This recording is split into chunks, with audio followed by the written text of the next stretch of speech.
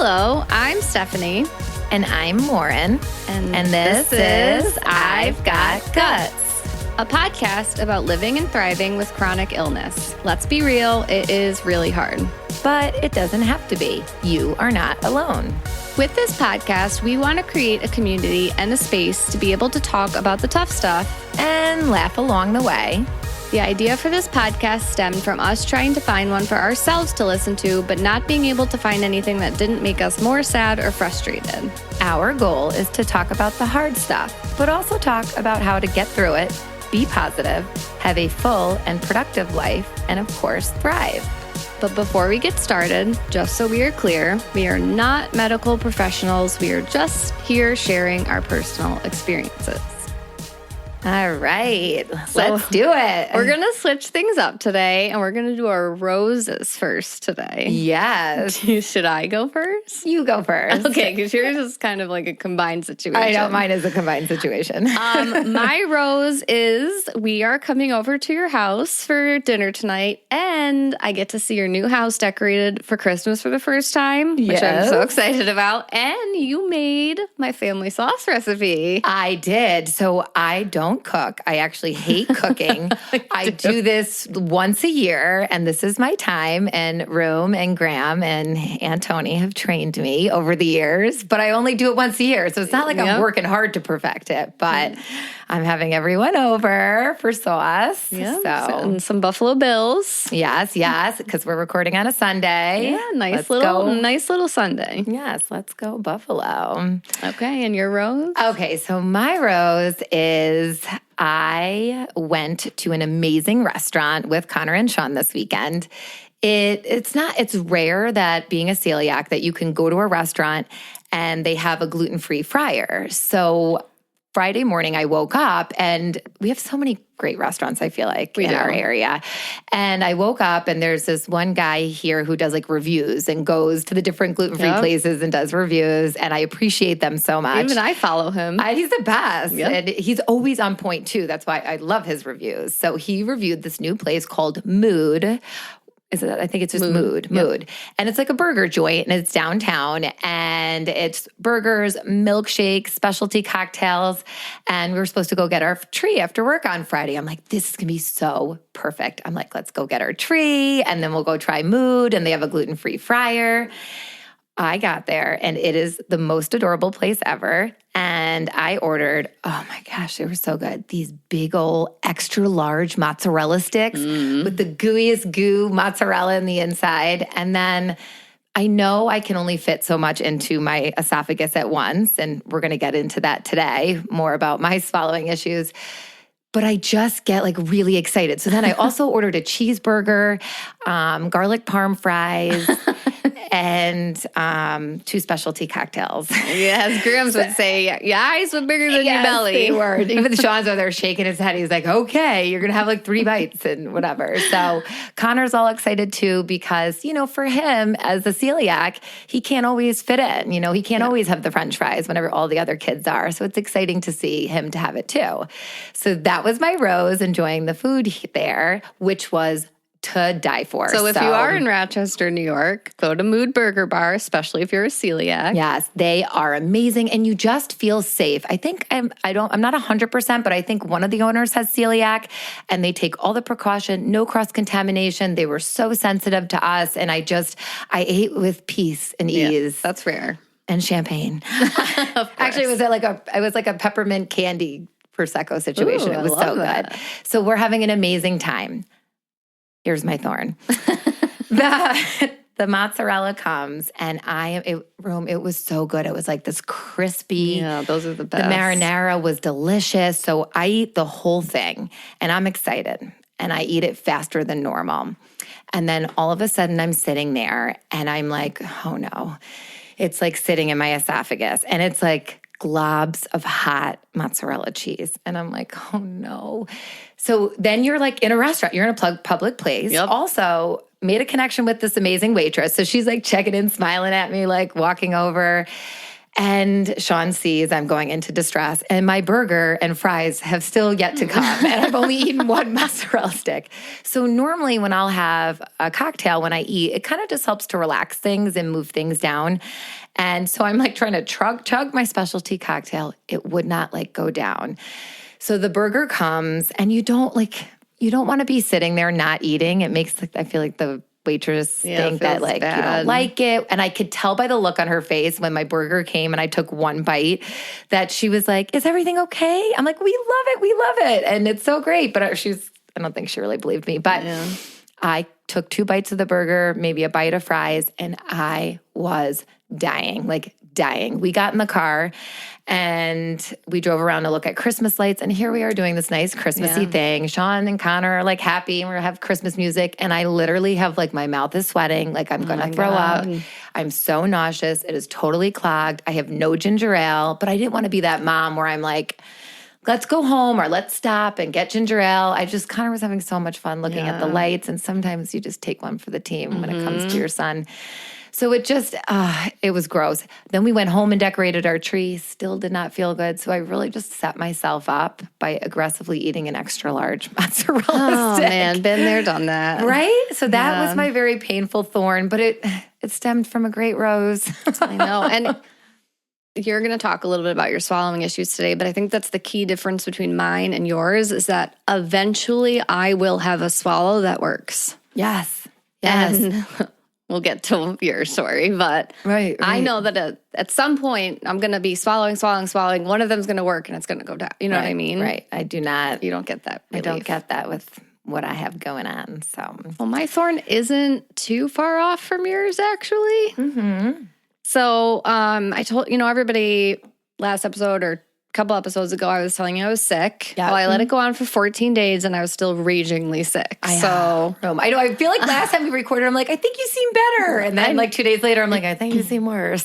Yeah, it was bad. So I finally went to see my primary care doctor and she was like, oh my God, you have a really bad sinus infection. Those are the worst. And she's like, you have to take antibiotics. And at the time, it was like 7:40 in the morning. I had to go to work after. I wasn't really thinking, but I did advocate for myself. I was like, I'm prone to C. diff. And she's like, okay, I'm going to give you the one that's safest. It doesn't tend to cause C. diff. Mm-hmm. She's like, but make sure you take a probiotic with it. I was like, I can't. I have gastroparesis. And she was like, oh my God, you poor thing. And she's like, okay, so don't take the probiotic. She's like, I think you'll be okay with this though. And I was like, fine. And she was great, actually. She actually proposed to me and asked if she could be my new doctor, which I love. I just love that so much. Tell us more. So my doctor left the practice a year ago to become a concierge doctor, which I've been struggling with because she's been my primary care for, oh my God, I don't know, a long time. And she's part of the reason I got my gastroparesis diagnosis. It was hard to lose her, but I'm at the same doctor's office. I just didn't really have a doctor. So they were like, oh, do you want to see this one? I'm like, it's fine, just whoever. And I loved her. Like one meeting, and I was like, she seems like she'll be good. So one. I said yes. Okay, love this proposal. But then, then it was a really long day. Like I was at school, we had parent-teacher conferences, so I didn't get home till late. And it was bad weather, so by the time I picked up my prescription and got home and took it, it was like 7:00. And I'm like, all of a sudden, I'm sitting on the couch and I start crying. And Anthony's like, why are you crying? And I was like, oh my God, I'm taking an antibiotic. And I think part of it was I took those first 2 pills, and within 30 minutes, I felt like crap. Right. Like I was so nauseous.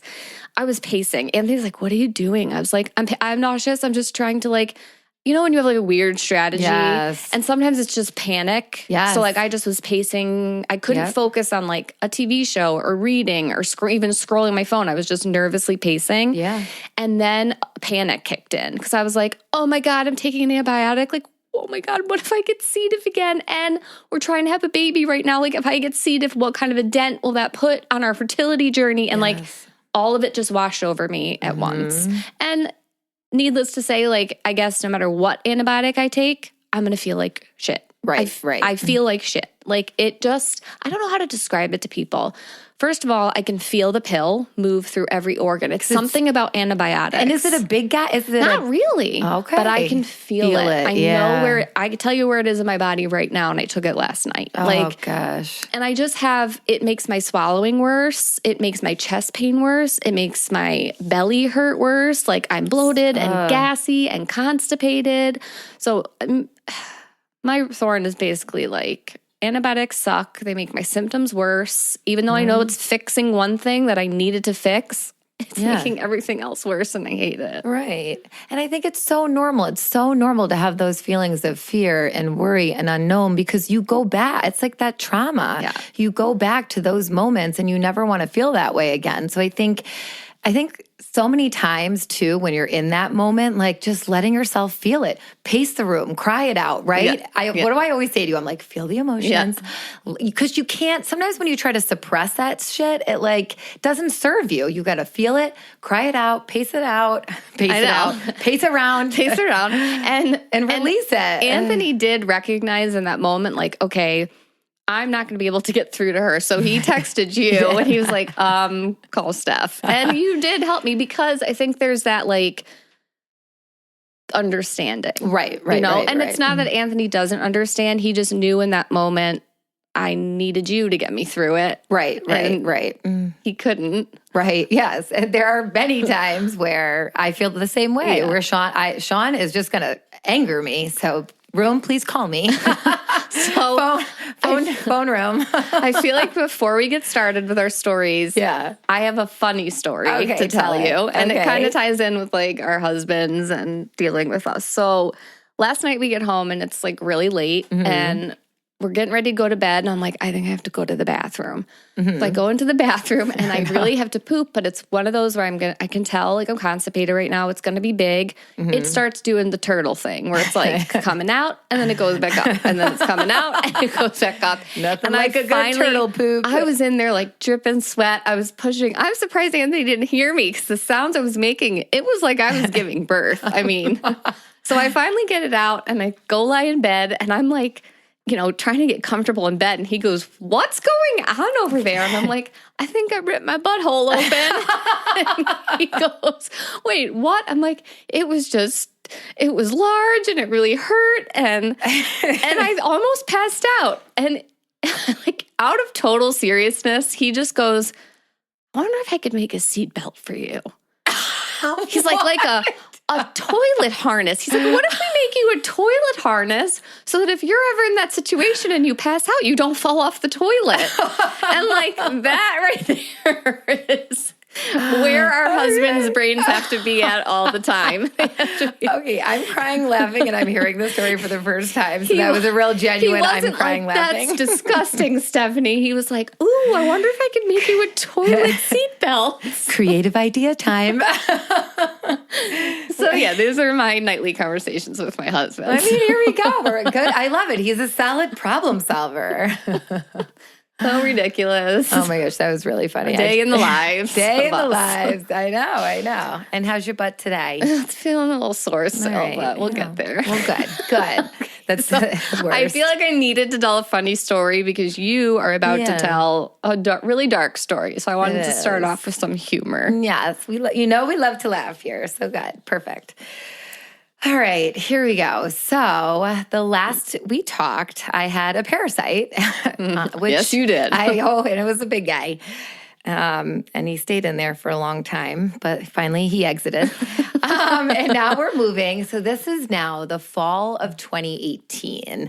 And I was kind of on a good streak from parasite to this point. I mean, here and there, ups and downs, like normal little flares.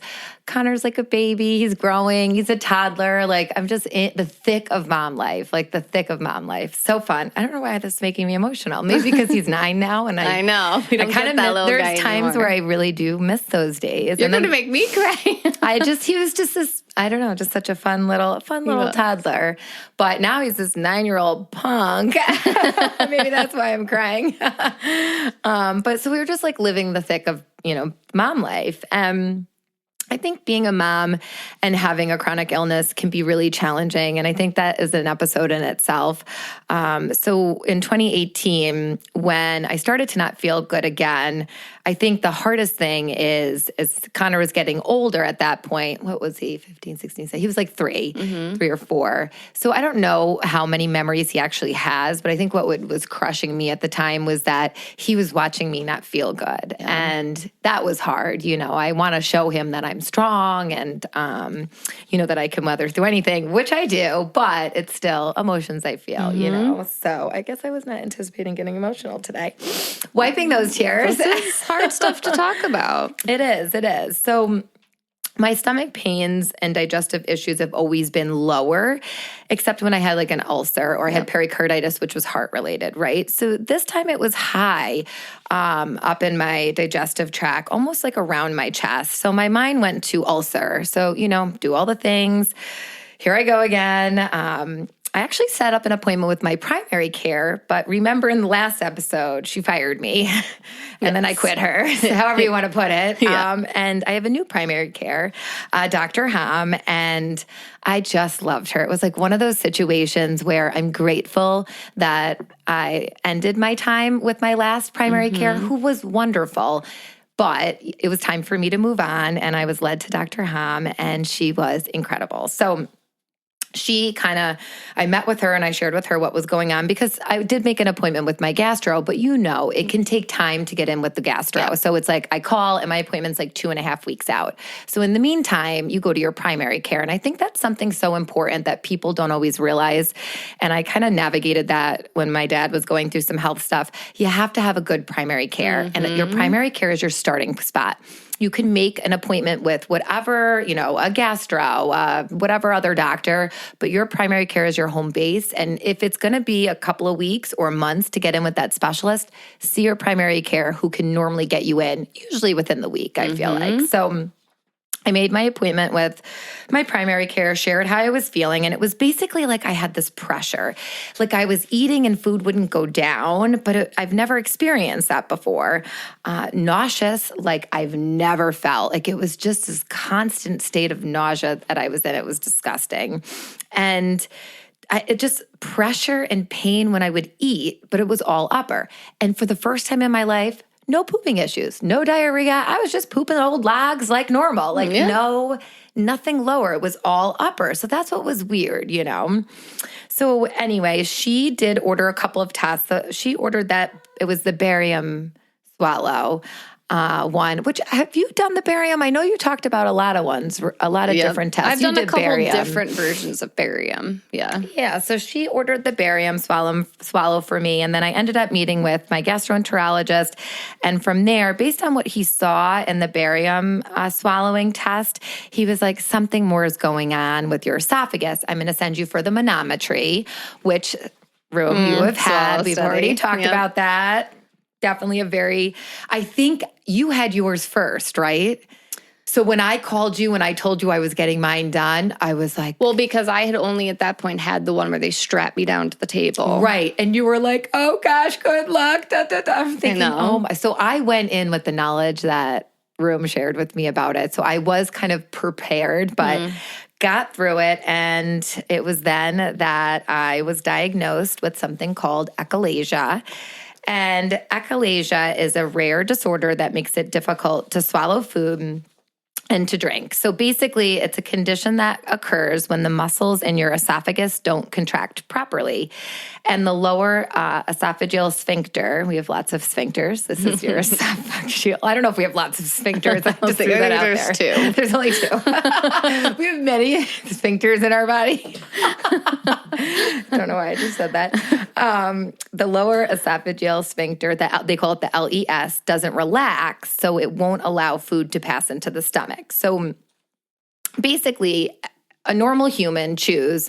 You produce saliva. Saliva triggers digestion. It signals to your esophagus, peristalsis, and then peristalsis is the movement that your esophagus does to move food into your stomach.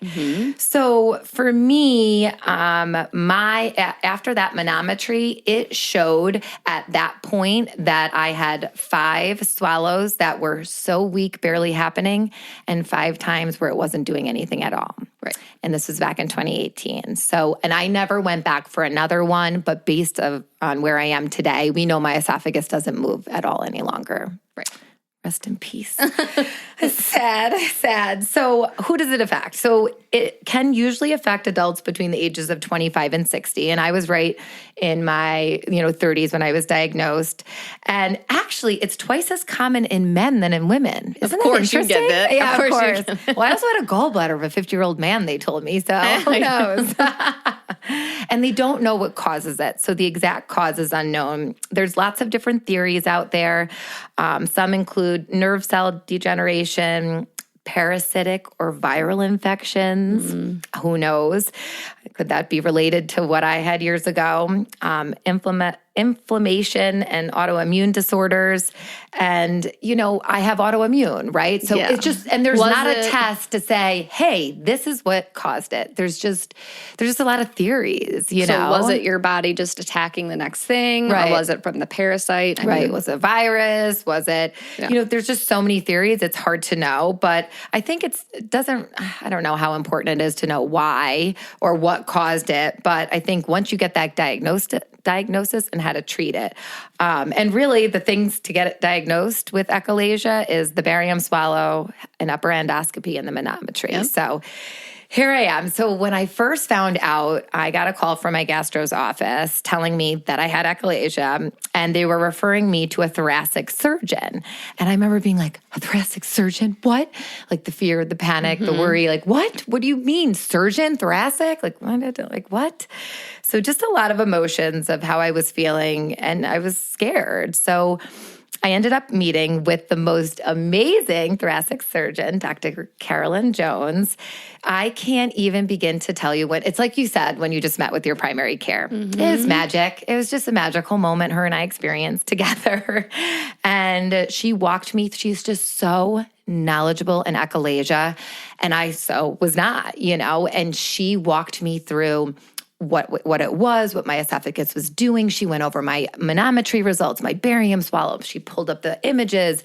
She was so thorough. I felt so educated. And I love when they can educate us and we don't have to try to do it ourselves on Google. That's nice. That's always a breath of fresh air.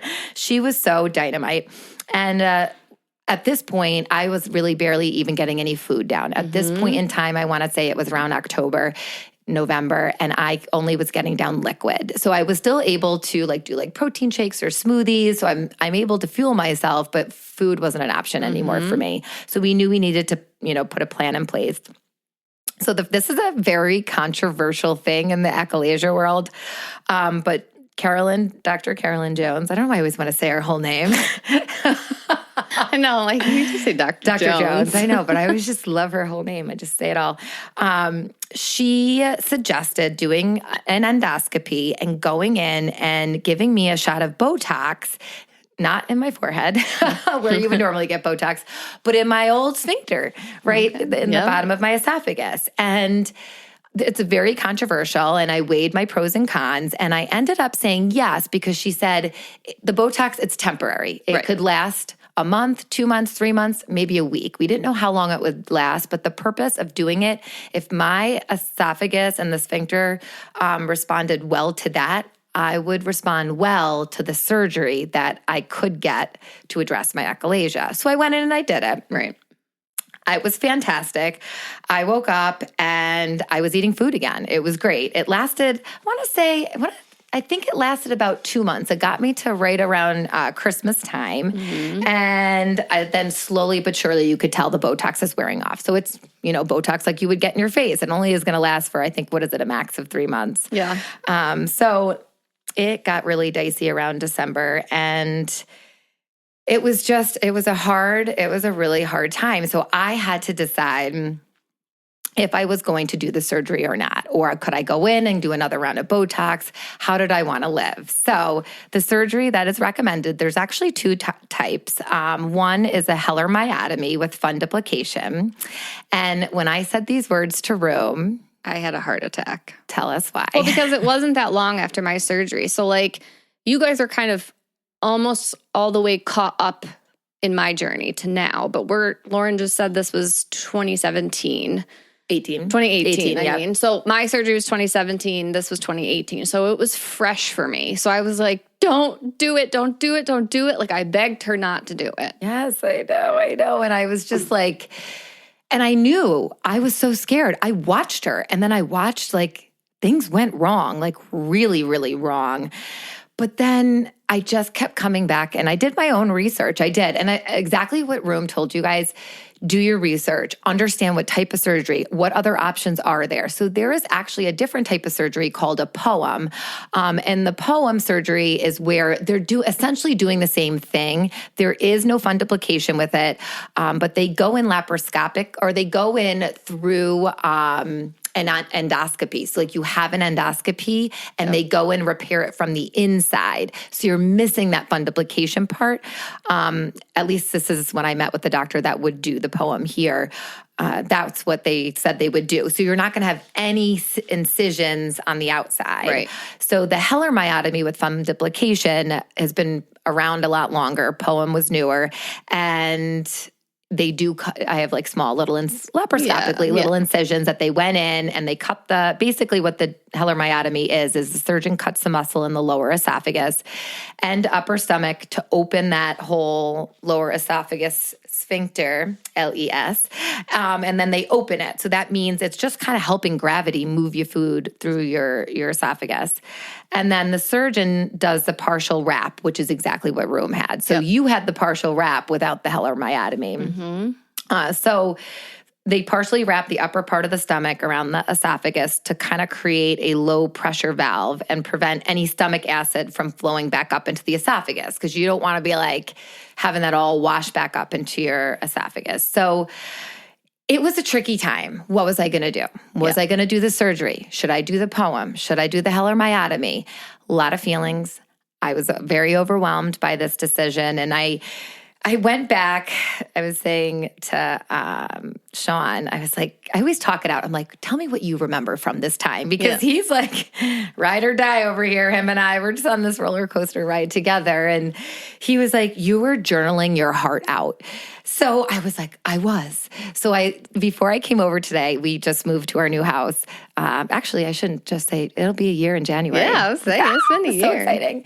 So I'm going through bins and bins and bins and bins, try to find my journal. I found my journal. Sean's like, I don't know, you were journaling your heart out and you were actually really quiet during this time. I'm like, okay. So I found a journal page that I wrote.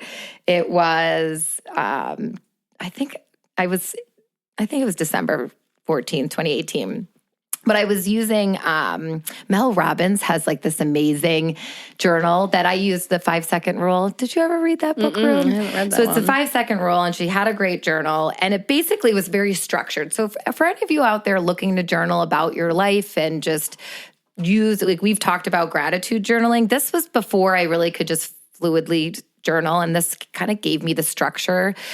It is wonderful. It's the 5-second journal, and it gives you a place to like, it says, today I feel, and it's like a little gas tank. Oh, okay. So like you circle how you're feeling. Like, are you depleted, fine, good, or energized? And then it's like, I feel this way because, and then, it breaks it all down. So for me, when I looked at that, when I looked through my journal during this time, it was like meh or fine or depleted, which is so sad. And I feel this way because I kept writing uneasy about surgery, unsure about surgery. And then it gives you a little section. It's like, to feel more energized, I can go for a run and meditate. And I was running through this. I remember. Running and meditating kept me grounded. And I honestly think prevented me from losing my mind because I wasn't just by myself. I had to show up as mom. And Connor was at such a fun age and such an active age. Like I couldn't just lay there. Like I had to rise above and I had to find tools and strategies and ways. And running and meditating, was one of that for me. So anyway, it just gives you all different sections. So if you're looking to journal and you want something more structured, this is a great one to use. And then it's got a little spot that's like, today I'm grateful for. And then it's like one small action I can take to move forward is. So it's just giving you that inspiration, especially like I was again in a dark time. Like this was a tough time for me and I needed to kind of figure out what to do, So another thing I wrote because, and I know you have them too, Rome, the Facebook pages for our support groups. Yep. So if you are someone who has a chronic illness, there are so many amazing support groups on there for whatever you have. And I found one for achalasia. Now you have one for what? You have for a couple. Everything. I've got one for gastroparesis, for ineffective esophageal motility, for C. diff, for thrush, for IBS, you name it. Yeah. And I feel like a place to connect with people and then it's genuine people going through this. I've learned a lot of things from those pages. Yes, like the tough stuff, the ugly stuff, and then also tips. Yeah. And then the inspirational people who will come back after surgery and be like, it worked, or this did work, and I'm better now, and then it almost gives you that hope that sometimes it can feel really dark. But the one thing I wrote, which ties into our the Achalasia support group. So I wrote, I'm grateful for the Achalasia support group on Facebook. I'm grateful that Martin created the awareness site. I'm grateful that Martin got on the phone with me to share his insight about Achalasia. Martin is a guy who, Martin Mueller started this foundation. So it's the Martin the fifth Achalasia Awareness Foundation. And it's basically like a non-for-profit. And it's supposed to be, it's charitable, educational, scientific purposes to kind of educating you. He was wonderful. I reached out. He got on the phone and talked to me and was so compassionate and gave me just yet another perspective of should I do the surgery or not. And it was just me gathering all of this information to help me make the best decision for me. And when I was reading in my journal, I'm like, oh, Martin, that was so nice of you. I forgot you got on the phone with me. It was so long ago, but I appreciate you. And I appreciate that he took the time, to do that. So if you are someone who has achalasia, his site is fantastic, and it's achalasiainfo.com, and it's just a source of information and support. And I'm not guaranteeing Martin's going to get on the phone with anyone, or if he even does that anymore. I mean, this was years ago, but just sharing my gratitude. And that was in my gratitude journaling that day that just made my heart so happy. But as I was going through it, I'm grateful that my symptoms are not as bad as others. I'm grateful for achalasia because it's the reason I got an x-ray and I found a spot on my lung. Mm-hmm. That's a whole nother thing. And then I said, I'm grateful I'm alive. How to read that I was at that point that I kept writing, I'm grateful that I'm alive, because when your organ that, pushes food through your body that you need to survive isn't working, it puts it in perspective. You feel like sometimes you feel like you've said it, Rome, the worst could happen. Yep. And a lot of my journal entries was hard for me to read as I'm getting emotional right now because but I swallowed water today, but I can't get food down, but I'm still breathing and I'm alive and I'm happy. And, and I kept going to those spots, but it was between diagnosis and surgery. It was just really heavy. And I think it was even worse because I would look at Connor and I knew I had a responsibility as a mom to be there for him, and I wanted to be there for him. And I know the direction achalasia can go, and I know it is a progressive disease, and I know that things can go in a scary way. It can get scary. And I decided it wasn't going to. I decided that I was going to figure it out. I was going to pick the surgery that was best for me, and I decided it was going to work for me. And then I decided that I was going to focus all my energy on my crazy toddler, wild son, and just focus on all the good and shift in those moments that were dark, because it did get dark and it did get scary. And I am just so grateful that I had the tools that I had to help me move through it all, and that journaling piece, really, when we keep bringing up journaling, I cannot stress how helpful it was, and also how proud I am of myself, to look back at what I was writing and look at me now. I am not closing my journal out with, I'm glad I'm alive. I'm glad I'm alive today. Well, I may have in June, but that's another story. But so I was very conflicted about surgery, and reading all those pages back then, or this, before we did the notes for this episode, showed me how conflicted I was. And it was when I went to New York City this is when I made the decision of what surgery I was going to do. I went to New York City and I was there for a leadership trip with some of the girls from my other business, Shannon and Christy, and we were, doing the things we do. Yeah, it's a leadership trip, but we are drinking and we're eating and we're partying. We're having the best time. We're having that, just connection and sense of community, and also, of course, learning along the way. And I was there and the Botox really wore off and everybody's doing all the things, eating, drinking. And I'm sitting there and I remember Shannon and Christy being like, Lauren, like, you do not look well. Like, they haven't seen me in like a year, I was skinny. I was like not well. I mean, you have to think I've been going through a lot. And Shannon was like, holy cow, Lauren. I'm like, I know. They couldn't get over the entire time I was there. I was just ingesting liquids. I couldn't eat any food. Christy was like doing all these essential oils and like rubbing them on me and spraying them around me to help me. But it was in that moment I made the decision that I was going to go with the Heller myotomy with fundoplication. And I booked my appointment. And my surgery would be that January 19th of 2019. So I had from like Christmas time to then to get it. So I'm going to pause there because there's so much more to say with my surgery that comes. And this is definitely a long one. So I'm going to pause and leave you on a cliffhanger. Dun, dun, dun. I do want to throw in I was just sitting here crying along with you. It's really hard not being able to get up and hug you in this moment. But I watched you go through all of that.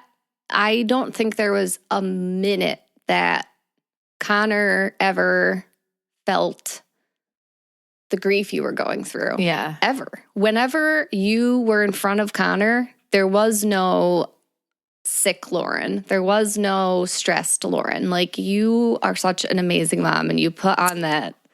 Thanks, Rome. You did. He always came first for you. So I'm so proud of you for finding a way to get through that. Because some people would just take that darkness and run with it. And that's not always the right thing to do. Right. It's not. And I remember looking at Sean and saying to him, and I said, he will not know. He will not know how hard this is. He will not know. He will not know. And he was so little too. He was a toddler, so it was easier then. And now that he's older, it's a little bit different, but catches on to everything now. Yeah, exactly. Especially like when we're in Target and I'm like, buddy, mom's got to take a poop. Oh, mom, come on. You just went in Hobby Lobby. I'm like, I got to go again. He's like, so now, at least I don't have to bring him in with the carrier. I know. Poor kid. How many stalls has that kid seen? A lot. I was like a nervous mom. I don't want to have to take my poop at the store and leave him in the outside. So I would do the handicap. He's in there. Connor, you're going to kill me one day knowing all these stories. Someday, though, the girl that he marries is going to be like, thank you, Mom and Aunt Room, because Connor never makes me feel embarrassed about poop. He's so used to yeah, he really is. Freely talking about it, freely being around it. Yes, and freely ripping on me about it as well. Yes, so it's just, it's a very uplifting experience. He tells more poop jokes about you than I don't even know. The last thing I go, I'm like, don't be sharing about my poop stories at morning meeting. Okay? That's all I ask. And so I'm like, anytime, 4 walls of our house, only certain people. Yep. Jeez Louise. All right, Rome, passing it over to you. So we're kicking it off with an update of... Yeah, so where I left off last with you guys, I had just had my tonsils out. So that was March of 2023. Since then, I've really been doing okay on and off. I mean, last year I had a couple of flares. I think my longest one was 4 days, and it was mostly uncontrollable running to the bathroom every 20 minutes. So not a ton of throwing up last year, which was so good. Pretty impressive. And when I did throw up, it didn't last nearly as long as it used to. Unfortunately, though, I did get thrush again in my esophagus in the spring. And I knew it was an instant.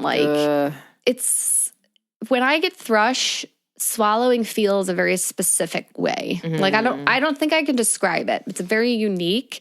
But that combined with the chest pressure and how fast I'm getting full, I kind of knew, Yeah. So they got me in for an endoscopy. Obviously it was thrush, but 1 round of medicine and it was gone. Good. So, I also had a bad flare of my IBS-C. So back to IBS-C. Leading up to my bridal shower. Oh, yes. I wasn't going to the bathroom. And we were so worried. I mean, she's a blushing bride. Like, she needs to be pooping. I get 4 weeks. I went 4 weeks without going to the bathroom. I don't know if many people know what that feels like. Maybe like you're slowly dying, like you're dying from the inside out. You're going to explode. Like, it's extremely painful and scary. And I was like, oh my God, what am I going to do? So I had to do a lot of like home remedies. I purchased my first enema bucket. I didn't even know there was one until she called me and said, I bought one. I'm like, please tell me more. Yeah, so it was like a metal bucket and you hang it up high and you fill it with salt water and you know, stick the tube in there and you let the liquid flow in. And I had to do a couple of those. Okay. I had to do like my heating pad constantly. I was chugging lemon water like it was going at a style, not lemon water, tea. Because I obviously can't do water, but there's lots of lemon in it. I was just like trying to flush my system, and it took almost all of spring break. So I had all of spring break, and my shower was the last weekend of spring break. I finally got everything out Thursday, and my shower was Saturday. Thank goodness, because you had the most beautiful dress to fit into. I was going to look 25 months pregnant like, if I didn't. We need to eject this poop. Oh my God. So that was it. But other than that, like I was so dedicated to wedding planning that I think it kept my brain busy enough that the rest of my body was like, wait, okay, we don't have time for this right now. We were too busy planning a wedding. Yeah. And it was stressful, wedding planning, don't get me wrong, but it's the kind of stress I like. Yeah. Like I love planning events. So it didn't affect me nearly as much as other kinds of stress, like the kinds I don't like work stress or family stress. Exactly. Wedding stress we welcome. Productive stress I love. That results in a beautiful wedding day and a loving husband. Yes. So I got married in July 12th, and it was perfect. Everything about that day was perfect. We felt good. Thank God. We felt good the day of the rehearsal dinner. We felt good the day after. Like we were just riding kind of like this high or whatever. Actually, one of my favorite memories, I think, will be like going to bed with you the night before, and I read you my vows to Anthony, and we were both just sitting in bed crying, and we're like, this is happening. This is this moment. We're here. So it was wonderful. And then about a week later, we went on a honeymoon in the Dominican, and I was gone for a week, and I was fine. Like I know a lot of people always ask me, like, what do you do about travel? Pray for the best. I mean, locate every bathroom in every situation. Yeah. So I actually chose our resort very specifically because when I went to my brother and my sister-in-law's wedding in Costa Rica, the resort had something called a hydration circuit, which I talked about. It's like a series of like sauna, cold plunge, hot water, sauna, hitting pressure points, and it made me feel good. So we ended up picking a sister resort in the Dominican, and they had the hydration circuit. And my brother's, wedding gift to us was a week of the hydration circuit.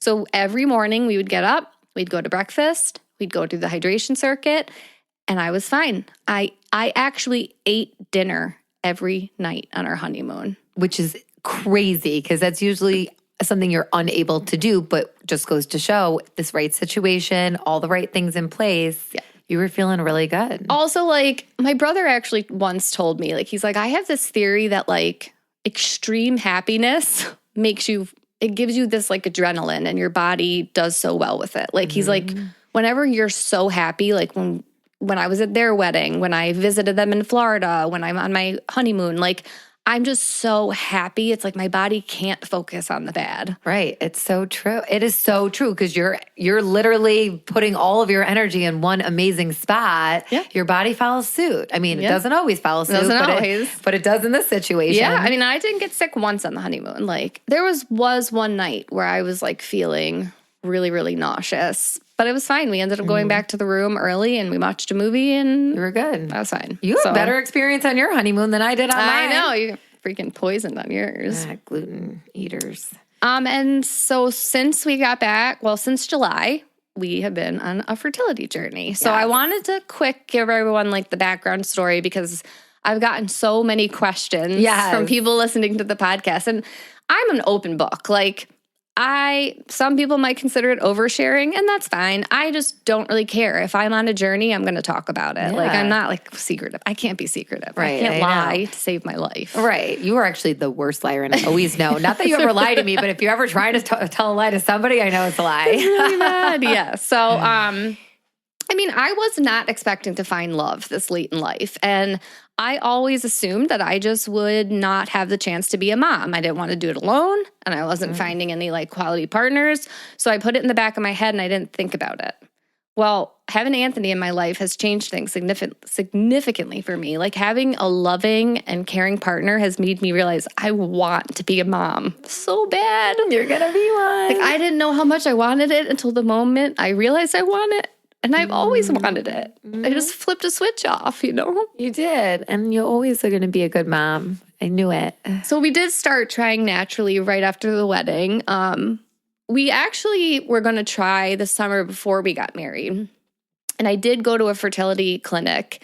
And they did just like the baseline testing. And it was the worst experience of my life. It was like, nobody told me what the tests were for. Nobody told me why I was getting blood work. Nobody told me what any of it meant. And then I sat down and thought about it, and I was like, you know what? No, like, let's get married, and then let's think about it. And I remember telling the doctor at that fertility clinic that, and she gave me the snarkiest response ever. She's like, fine, well, you know your age, and your numbers are just going to get bad from here, not better. And I was like, okay. That is not somebody you want in your corner. So when we went to go back on this fertility journey this year, I felt strongly that I couldn't go back to that place. Yeah, I don't blame you. I'm not doing this. I actually did an anonymous post on the Facebook group for our town. And so many people responded. And one of them was the mom of kids that my mom nannies, and who is also my friend's sister. Which is just a small world. So I messaged her and I was like, it was me. I was the anonymous poster. And she was like, oh my God. She was like, you have to go to it's the most amazing place ever. And then our friends Taryn and Keegan, I reached out to her because they also had a fertility journey, and that's where she went. And the two of them together telling me their experience at this place and how much they raved about it. Like, the instant I asked Taryn about it, she got like emotional, and she's like, I love it there. I'm like, this is my place. Right. Found it. So I picked the place, and you know, we jumped right into things. I knew going into this that my age, combined with all of my wonderful health issues, would present as a problem. I mean, a lot of people are like, oh, just try. That's the fun in it. Like, please don't say that to anyone going through a fertility journey, because sometimes you have to, like, you can't just try. Sometimes you have issues, you know, and wait, what did you say? What did they say? It's just... Trying is just try. It's the fun part. It's the fun part. Well, it's your definition of fun, right? So what some people may think that's fun, that might be stressful to you, and it's not fun because you know your body. So don't say those things. Yeah. Everybody's definition of fun is different. That might not be fun for you. And I can't tell you how many people were like, oh, you don't need that. I'm like, how do you know? Oh, really? Have you run my blood work lately? Like, have you checked out my inside? I'm just going to pause you for a second. Just get ready. Not only now, but even when you are pregnant, people just want to give you unsolicited advice and information. I'm always just like, why do people want to do that? I feel like living with a chronic illness, I'm used to that at this point. That's so true. That is so true. Pregnancy, though, I feel like because it's so visible once you get you get further along in your pregnancy. I'm going to start making a note in my phone of all the snarky responses I'm going to give people when they give me unsolicited advice. Let's come up with some funny ones when people don't know what to say. I love it. In response to you. And I was not wrong. When we ran my numbers, some of my numbers are low because of my age. Right. So we knew. And inflammation, which I'm like a walking ball of inflammation. And my diet plays a big role in providing a healthy environment for a baby. And I had to work on that. Yeah. Because I was literally eating bread, like pasta. I mean, like smiley fries. So since COVID, I've been able to play around with foods that I eat and times that I eat when I'm feeling okay. If I'm in a flare, I go straight to safe foods. Right. I don't even mess around with it. But if I'm not in a flare, I can tolerate avocados and squash and mushrooms and sweet potatoes and fish and chicken. So I've really just been eating those things. And I've been trying to avoid just straight white carbs. I used to start my day with just an English muffin with butter on it. But now I have a piece of sourdough toast with avocado on it. Like I'm adding in that healthy fat. You know what I mean? For lunch, I used to be eating like a gluten-free sandwich. But like cold cuts aren't great for you. Right, yeah. And I knew like my cream of rice lunch wasn't going to be cutting it. I mean, cream of rice is really great when you're sick, though. And it is great. And that's a top safe food. Like if I'm sick, I'm eating cream of rice. Yeah, you taught me about cream of rice. But now I have like roasted sweet potatoes or like an egg casserole. So healthy things. And it's been nice being able to expand my palate without too much of a consequence. Yeah. But it was a trial and error at the beginning. At the beginning of the school year, my stomach had a very hard time adjusting to me being up early, which I go through every start of the school year because summer, I'm able to like really follow my body's like natural urges. Right. We can't do that when we work. So I was consistently getting sick in the morning. Like within half an hour of getting to work, I was like, oh my God, I'm going to poop my pants. So I would like look at all the ladies in my room and be like, guys, I got to go. And I would run and I might be in the bathroom for 20 minutes. You know what I mean? Like when I'm sick, it's bad. I'm in there like, I need a toilet seatbelt for work too, like while we're at it. Because I can't tell you how many times I'm almost passed out on the toilet at work. That'd be the most time you need it. You don't want to be laying on the floor in the public bathroom at school. I will tell you, you haven't lived until you've puked in a work toilet. It's quite an experience. That is a special one. Yep, quite an experience. But and we've talked about this, I work with the most supportive women on the face of this earth. Like, not only are they supportive of my digestive issues, but I think they want this baby in the world more than I do. So they are like supportive of both things. I love that. I love knowing that our future little nugget is going to have so many like little aunties that have been looking out for them even before they were here. Like, I'm going to be able to be like, Aunt Wendy and Aunt Mindy and Aunt Amanda. They helped Mommy when she was sick and trying to bring you into the world. No. But I don't think I could do it without them. So we did all the baseline testing, and I was supposed to start an IUI cycle last month. So Anthony and I went in for our first appointment and we did the blood work and the ultrasound and everything. And at first they were like, oh, well, you have 2 huge cysts on your right ovary and you're already growing a follicle on your left. And so we just have to test your estrogen. If your estrogen isn't too high, we can move forward with the cycle knowing your right ovary is out for this round. And I was like, fine, that's fine. Great. I just wanted to get started, you know? So I waited for that phone call all day. I was a mess at work. The girls were like, you know, you look really stressed out. And I was really stressed out. I just wanted to know, like, are we doing it? So I got the call. And it was unfortunately a day that I had to stay late at work for a training or whatever. I blacked out during that training. I don't even know what was happening because they called me and they're like, your estrogen's fine. And I was like, oh my God, thank God. Okay, so when do I start the medicine? And she's like, but your TSH levels were not. So TSH is your thyroid stimulating hormone. And I went from a 2.5 to a 6.05 on my thyroid levels. That's huge. So what does that mean? That means I have hypothyroidism.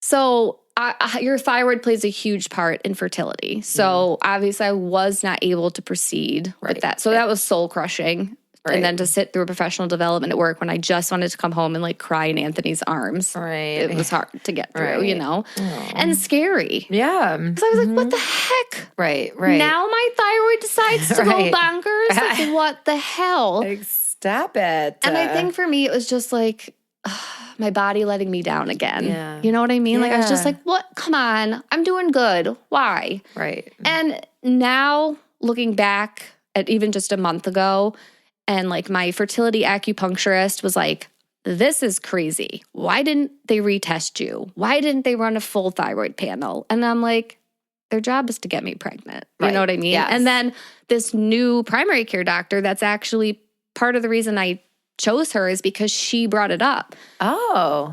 She's like, have you started any new medicine? So I told her and she goes, why are you on that? And I told her the whole story. She goes, your numbers jumped from what to what? She's like, okay. Their job is, she said the same thing. Their job is to get you pregnant. My job is to keep you healthy. We're going to do an ultrasound on your thyroid. Like, I want to run some blood work. So I think that was part of the reason I said yes to her, because she had a plan. Yeah. I like a plan. Yes. And this thyroid situation has been freaking me out. Yeah. Like, why? Yeah. You know what I mean? So I'd love to have more answers. Yes, absolutely. So hopefully hopefully I'm pregnant. But because we did try this month, but you never know. So if I'm not pregnant right now, we can hopefully start our next IUI cycle. If it ends up working out, it'll be the week before Christmas. So, I don't know. You know, everyone asks if I'm nervous to embark on this journey with all of my illnesses, and the answer is no. And I feel strongly about that for several reasons, because I know I have Anthony, who will be an equal parent. Right. You know, that alone right there is enough to give me hope. But I also have a strong support system around me as well. Like, I know if things are bad, I've got you. I've got my mom. I've got my dad. We've got Taryn and Keegan. I've got Laurel. I've got Liz. I have such a solid group of friends here. Yes. And everybody has my back. Yes. Yes. I know even I could call the girls downstate and I'd be like, Jamie, I need you. And she'd be like, I'm booking a flight right now. Right. You know what I mean? Like, I have such wonderful people. But also, I want my child to see that you may face challenges in life. Yes.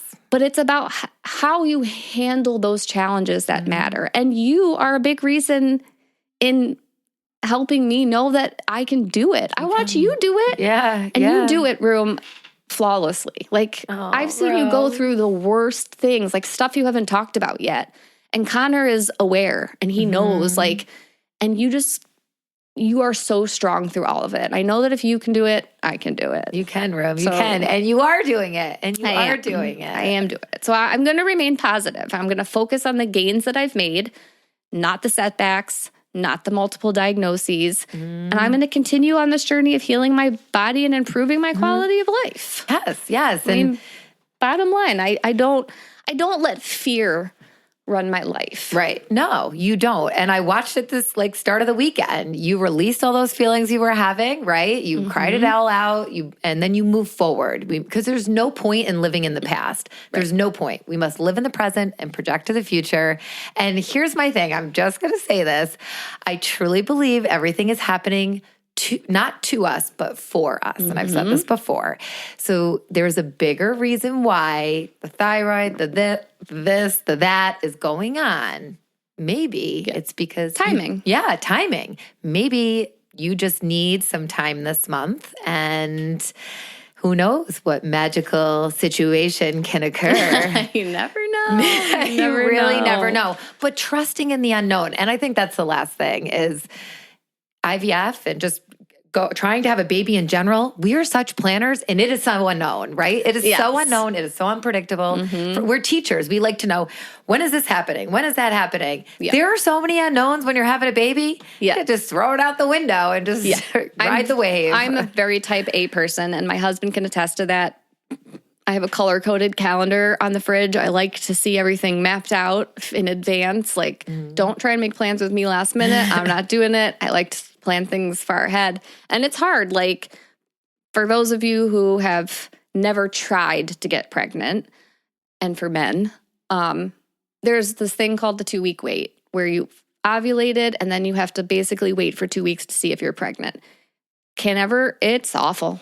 It's horrible. Yeah. Like, Anthony's caught me taking tests before, like, days early, because you just are like, ew, is it happening? I want to know.